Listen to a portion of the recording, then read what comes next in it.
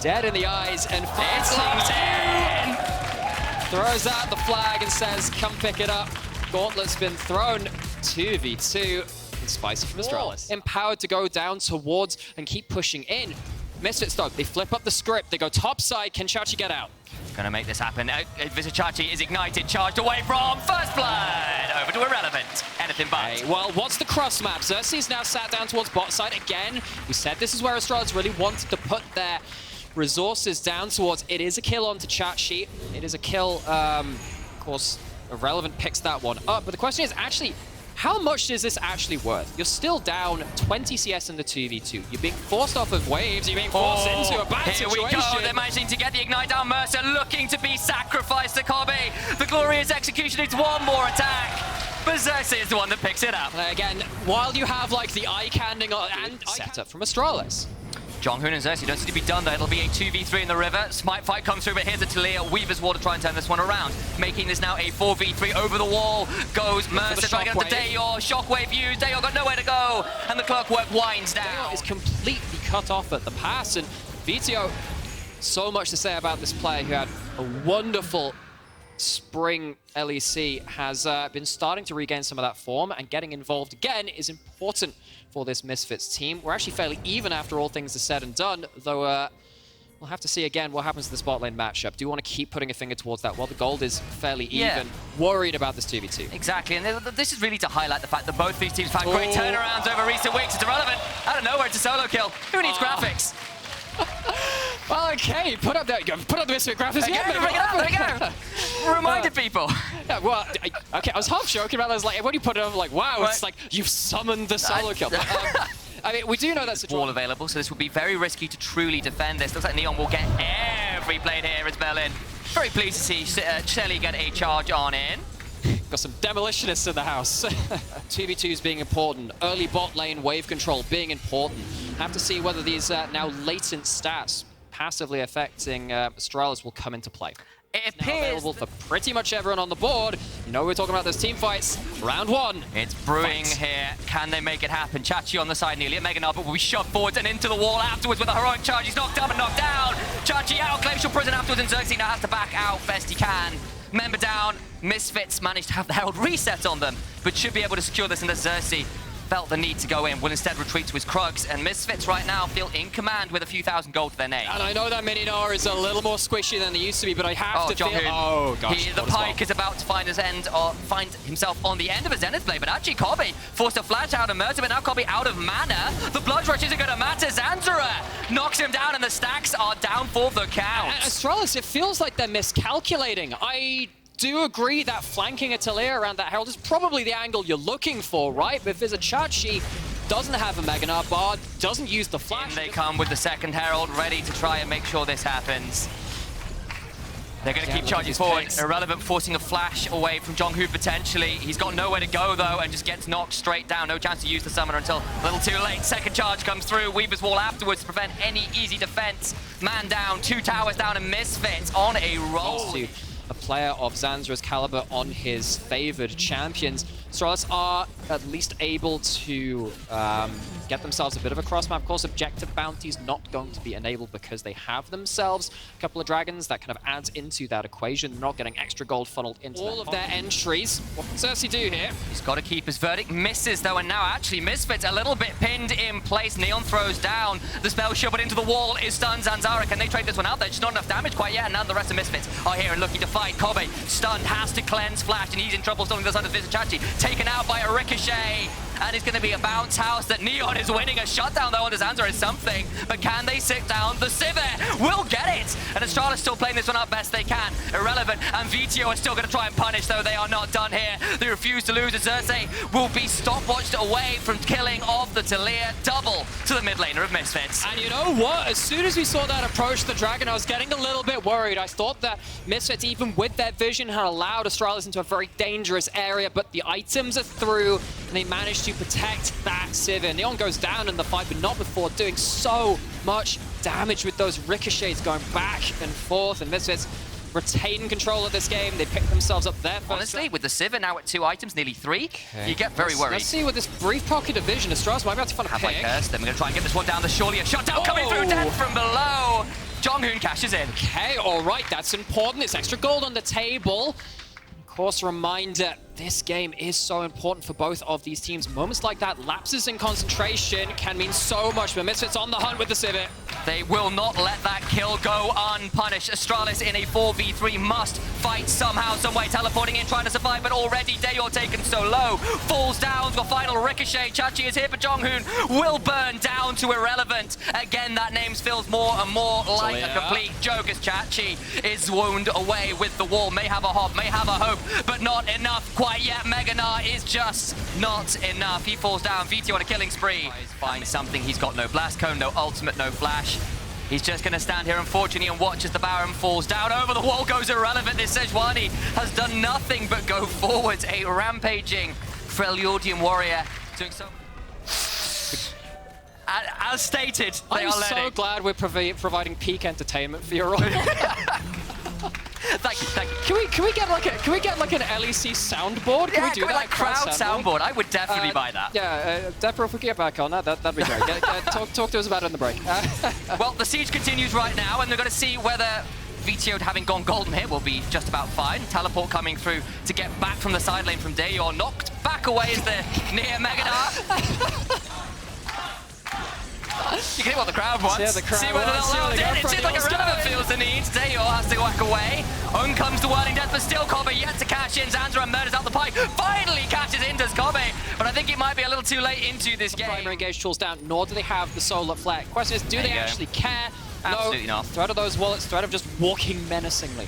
Astralis enough to force them off. Astralis potentially could have found themselves fighting to them. Again, you can see both these teams are still looking nonetheless. Here comes the Keeper's Verdict being spun around again, looking to see whether they can keep people away from the tower, and they do so just fine. Now the Inhibitor is the one under siege. None of them have fallen quite yet, but I don't know whether Astralis have what it takes to prevent that from happening. Misfits now just rode over towards the mid lane, and Jonghoon, yes, he's trying to pull the wave away, but that's about all he can do right now. Well, he's pulled them a couple of seconds to get back into position. It means that Misfits can't just walk from one player to combo. Flash cleanse down, Draven down to a third. Jonghoon just being a menace. Nuisance on the side. He's so fast, you know. He's got himself a flash still too, so he can get away from that steadfast presence. And as much as the crowd would like it, we are not fighting just yet. We are a very civilized community here at the LEC. We are civil. I'm with you, crowd. You boo that. That's fine. I want some more action. Thank you. Hey! No, not fighting. Hammer away. And now the fight begins. The crowd will get what they asked for, and they asked for blood. Irrelevant gets a kill onto Dayor. Jonghoon still hammering or haunting behind the scenes here, but just nothing to be done. Kobe gets a bit of a trade onto Zanzara, but Inhibitor falls regardless. One remains in the top side, but it's unshielded by a tower, so maybe some damage here is shoved back is irrelevant, but he's just so tanky. The turnaround comes straight on through. That is a dead Chachi. Zanzara will follow up on the Solar Flare and says he has to Heartbreaker away. Kobe, Whirling Death just not enough, and Jonghoon, it just feels like there's nothing you can do right now on the pike. And as soon as Misfits get this 5-man unit together, especially with the gold lead, it's so difficult for Astralis to find their target, find them. Oh, good flash away from Jonghoon, but you can see Astralis really struggling to land the hits. It's a last dance, a last attempt to hold on to the base. They just can't quite make it work. Misfits looking to secure themselves that additional game win, looking to make sure the playoffs is theirs and not taken from their hands. A critical win against their nearest competitors will be theirs. Misfits move to 8 and 6. Nexus finally falls. It took a bit of effort, but Misfits, I really admire that this Vitality now have a very strong team fighting goal. So this will be, unsurprisingly, another first-time champion for Nuclear in. Kiana is going to be a fight over this This is a risk. Haru down the level here. Either he wins a smite. Synchro has to look for the fight. He has to look for the fight here because he doesn't have the smite for another couple of seconds. As you can see, he's going straight towards Herx is here, though. Herx has Prio, and that's flipped it. But Aggressivo's coming over. There's the smite. Now level 3 comes through on the other side. Syncroft taken so low, but that's just a dead monkey. Surely over the wall he goes. Flash after Haru, but a smite onto the Krugs. Over comes Alfari. Syncroft is down. First blood to Vitality. Wait, but they're like very much the wrong side of the rift here. They need to try and escape as Nuclear and hops over the wall. Hasn't actually mixed up once this. I don't know whether he does. Gonna try and go for a spleen to spare. Another smite again! Haru gets another. Is this in the jungle 1v1 matchup? I am sat there going, well, yeah, well, I guess we might even see it again. Round 34, Flight Limit gets pillared. Now needs to try and extricate himself from the enemy jungle. Gets chomped down, the Never Move misses, and then they go with the bandage. Starts trying to trade this one out, but Limit just nowhere to go. Cannot quite read his own limits. Round of this rush off vision, seeing whether Kazi can be caught out. Does have the spell shield, of course, and not the easiest person to get. You know what else? Oh, absolutely. Find it anyway. They're going to get the Ultra Shot laser afterwards, and Kazi dead in lane. Matty gets involved the junglers, but I'd love to kind of bring up this conversation in terms of actually who has been trying to do the carrying on BDS. Who has the team been trying to definitely do now? That's the Matty. Is he as in danger as they think he is? It's now Kazi's left on the other side of the rest of the team, away from a blast cone. Kazi has popped his ultimate and will get out to safety. Flash was popped, but Synkrov now maybe overextended, has his limit. Can he escape? Because he's got no flash. Avoids the handshake, goes back in. Remember, there's still no ultimate available, so you'll see a very dead Limit who's secured by Perks. And this time, get all those plates in. Still a very relevant Sivir in game 2 of the day. That is a very risky way to walk demonic. Ascension goes through House of the Pillar, and Synkrov nowhere to go. He is never moving anymore. When you that's what we're going on to Matty. That's a flash, nowhere to go though. His hostile takeover, and I don't think that they can get out. But he Spark Surges out the burn from Haru. AD carry who nearly escaped, but not quite enough HP. Now in a difficult position, they'd love to get another dragon. Instead, they're going to go in, get onto Haru. Remember, he's burnt himself the ultimate. That's not a great supreme display of talent. Goes wide. Nuclear Ant trading out with Perks, but a demonic Ascension means nothing to be done. BDS go for a fight and handily lose it. The boomerang blade comes back. Gotta learn that one from any Australian friends of yours. Middle of the river, they get a stun, it's extra CC, it's still the damage on top of it, but it's just not clean enough from BDS. They decide to go for the fight, they don't quite find those angles, and the Limit starts off with that two-man Curse the Sad Mummy.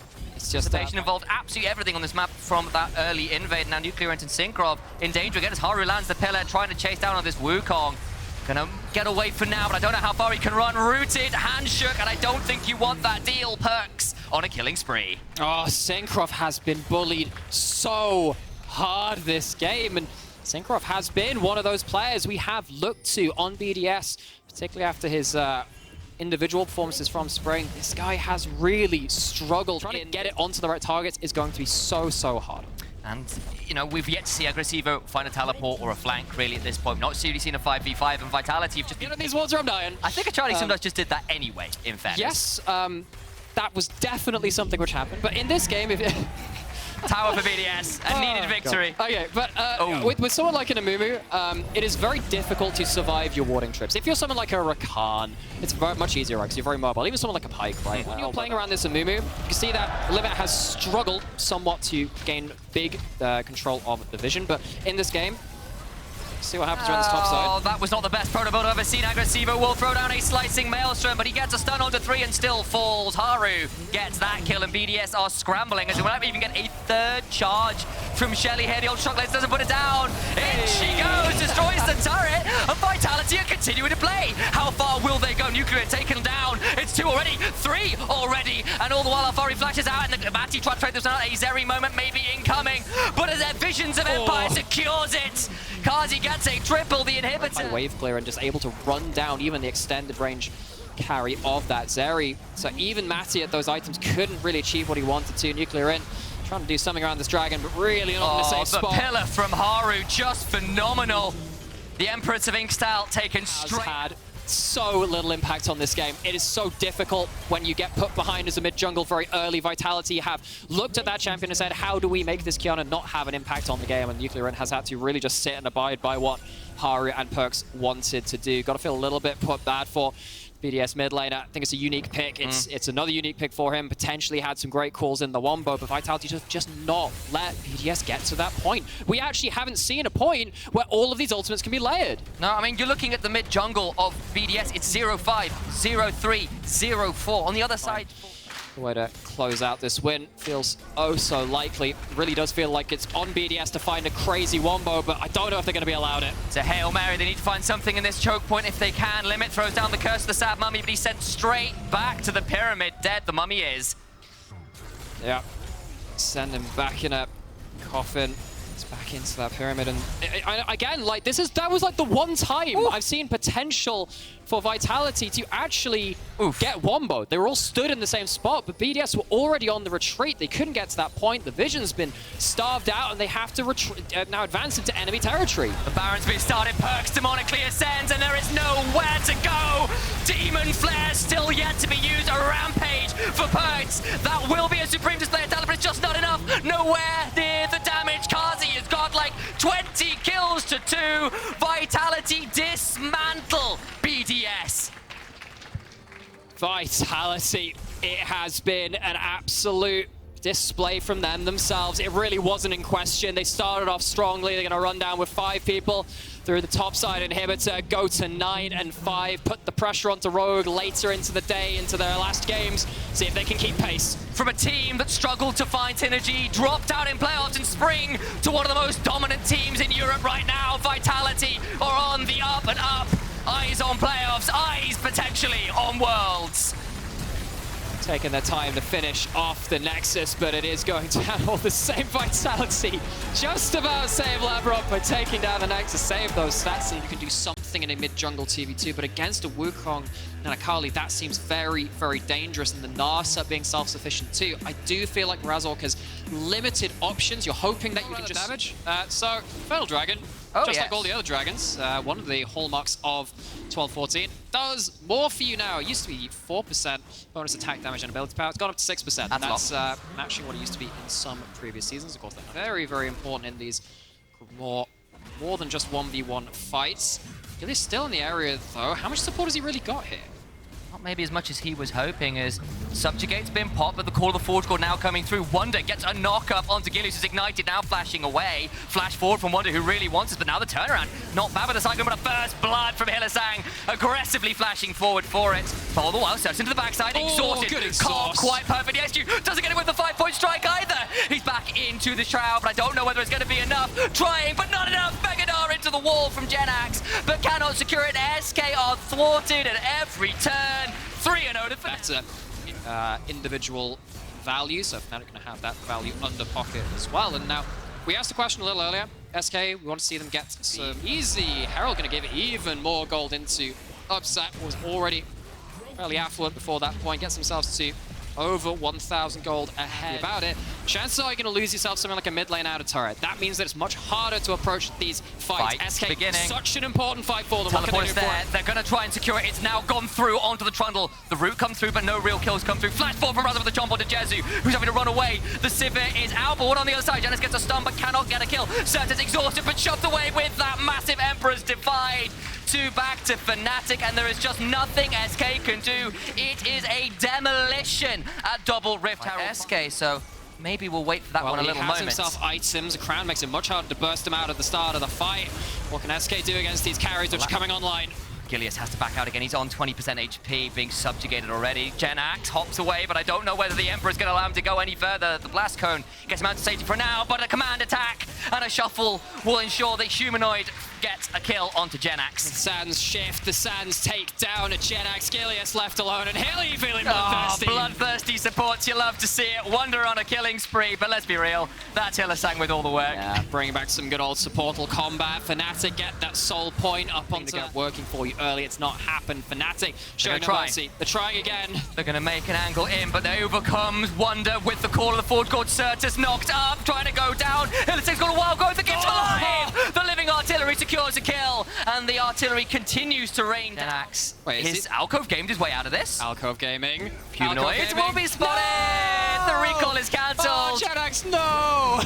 Alas, sweet Genax, we knew the... So you get yourself the ability to kind of WEQ out, just shift away, and you can probably see that right now. I mean, Humanoid is so safe on that side lane. Fnatic really don't need to be worried about a lot of these fights. Quick note as Genax and Wonder trade out here.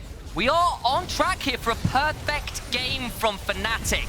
The last true perfect game was in spring of 2018. No, don't say that. The moment might have just cursed him. No. Can he get out the perfect game? Was it about to be ruined? Why would you say that? Down. Pretty sure Fnatic won't feel much worse about that. Still so much in the lead.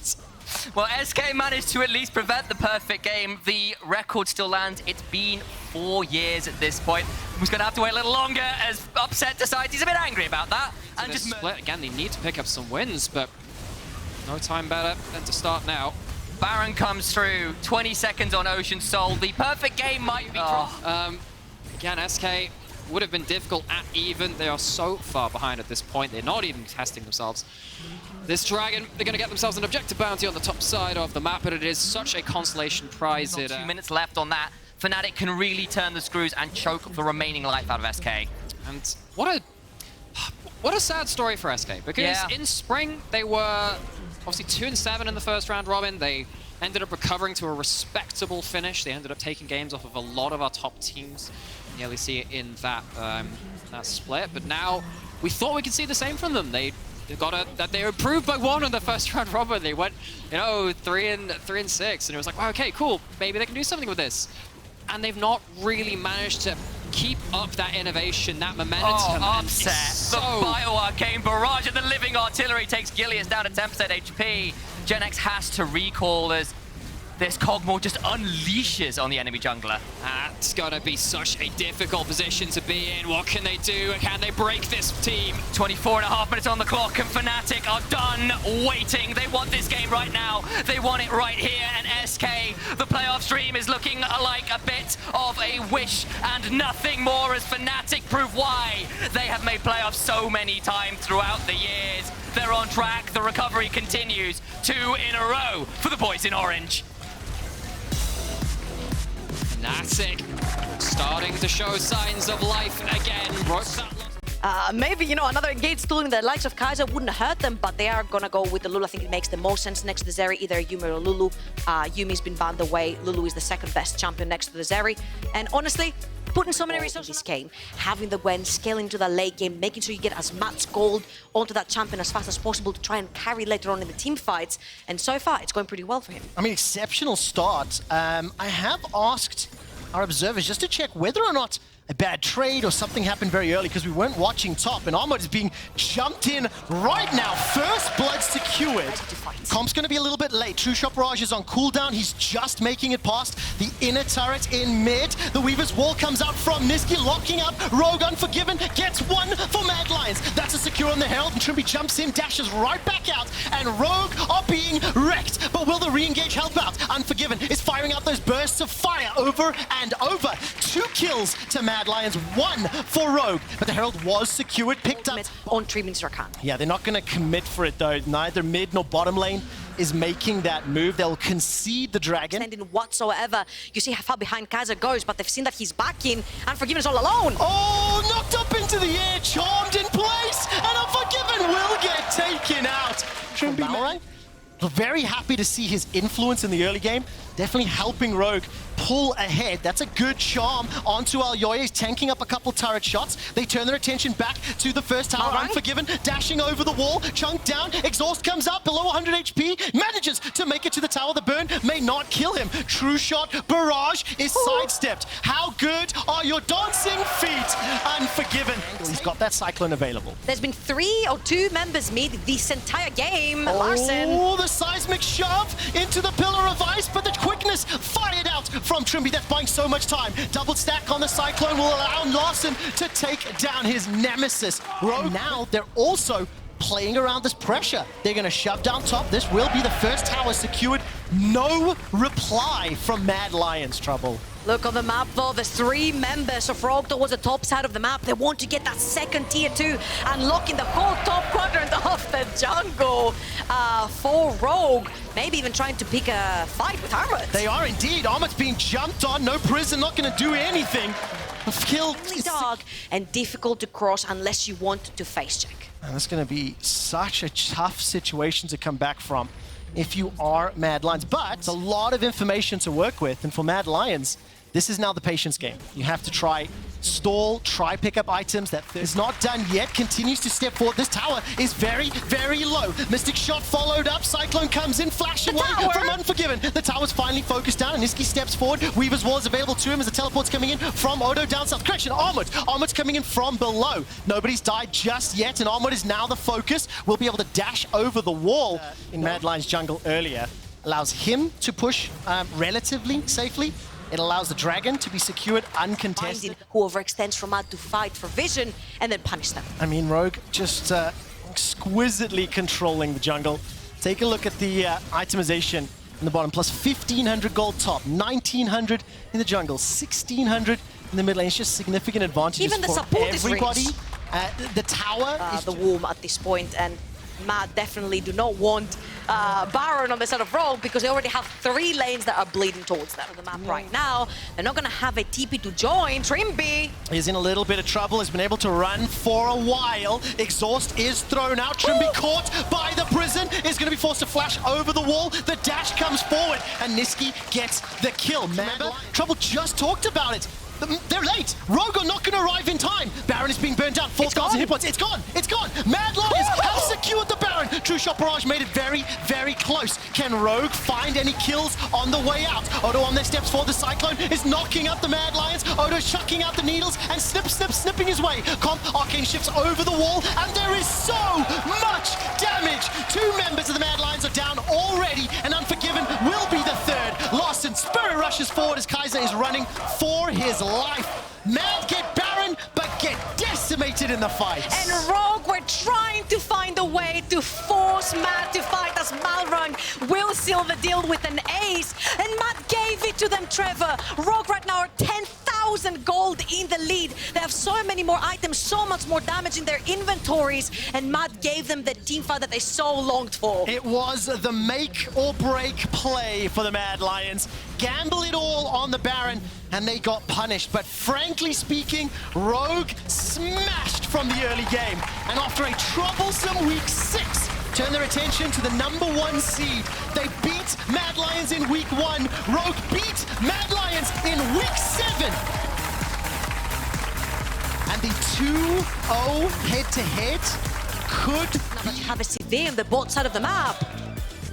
Okay, that was anticlimactic. It could have been, but it's going to pivot away to the Lulu. I think, again, kind of synergizes and fits with this Broken Blade, composition. though, does have a bunch of mana to burn if he needs to shove it quick. Broken Blade's also got that Ignite available. Oh, here we go. Flag and drag over the wall. Bellows Breath comes out from Finn. The knock-up, the flash over the wall. Now Broken Blade is chasing. Jankos waiting for that E to come up. It is available. Marcoon now stepping forward to try cut off Caps, who's being flanked by Nuke Duck as well. Oh, he the missed. Chains don't find a target. Finn, Bellows Breath does a lot of damage, but first blood is secured by G2 and the crowd goes wild. Marcoon's trying to chase forward with those auto attacks and will get a reply. They've worked together. They've found advantages, and a lot of the time when they are in the lead early, it's because of these 2 players. And look, once again, Marcoon is going to be flanked by Mickey in the middle lane, trying or potentially... Oh, Broken Blade level 6, he's already in the mid lane though. Okay, Glacial Prison needs to find a target. Marcoon's only level 5. Nuke Duck is going to be able to escape with that Mimic for now. Now Marcoon stepping forward again. No Heartbreaker. Patrick gets the first kill. The flag and drag is dashed away. And that's maybe what is going to happen in that top lane. Jankos still slowly chipping away at the Dragon. You can already see 3 members of XL. If Caps wants to claim that prestigious title, he will need to die 6 times. Let's see if he can do it. Finn is roaming towards the top side of the map. The bot lane is in trouble. What a stun! Mickey and Marcoon, the M&M duo, setting it up.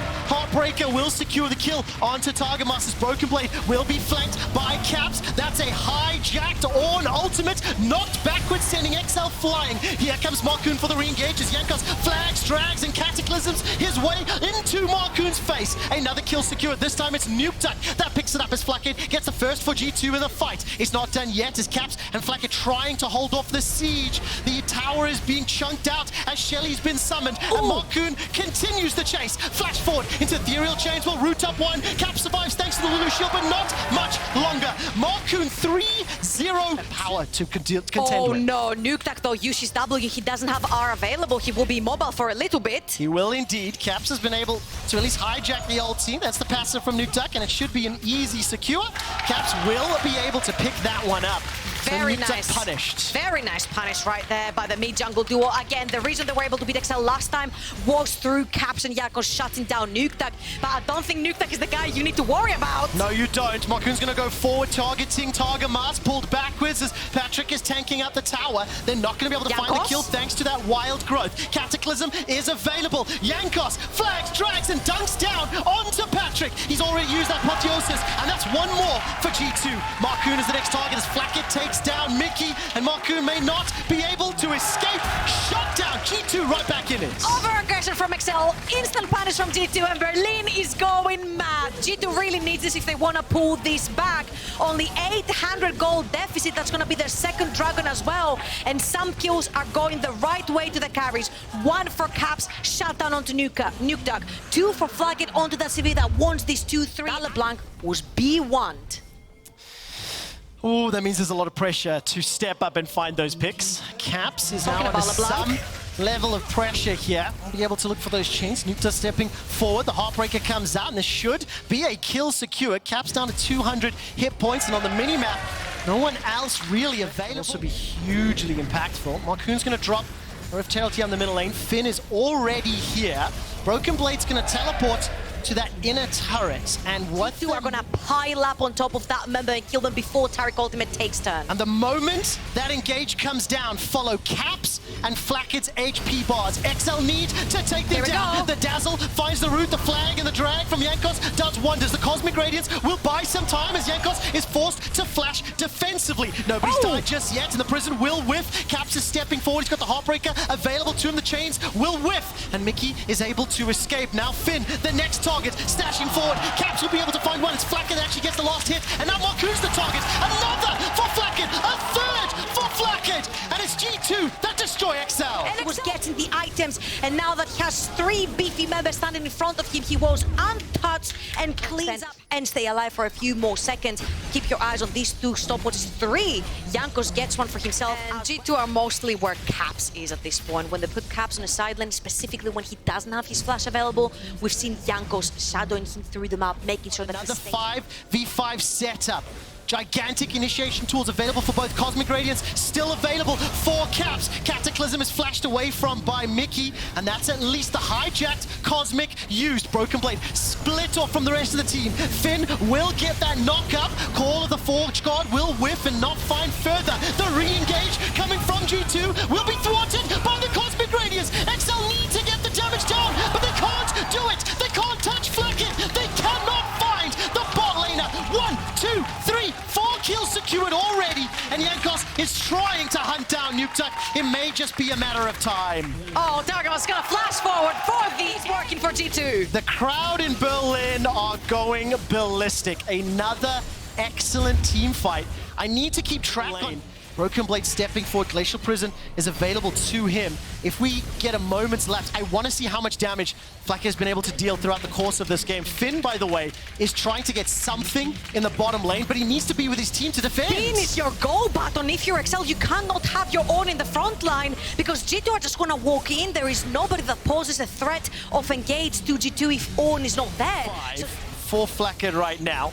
He's been untouched through multiple fights, and it's G2 on the initiation. Caps takes a lot of damage, but Mickey's forced to use the ulti already. The Forge God goes through, spell shielded by Flacket, who finishes off that inner turret. The re-engage, and Patrick is being forced away by Broken Blade. That's another kill for Flacket. He's legendary, a double. And G2 are now setting their sights on the Nexus. They're pouring into the base. The Red Bull Baron power play is still in effect, and those minions are going to help tear through this Nexus turret. And the guy who was criticized in spring comes into this game, takes the resources and carries the team to victory. G2 Esports are not done yet. They continue the chase onto Nukeduck and Mickey, looking for a couple extra kills. One last XL member standing is dropped inside of the base. G2 dominate XL.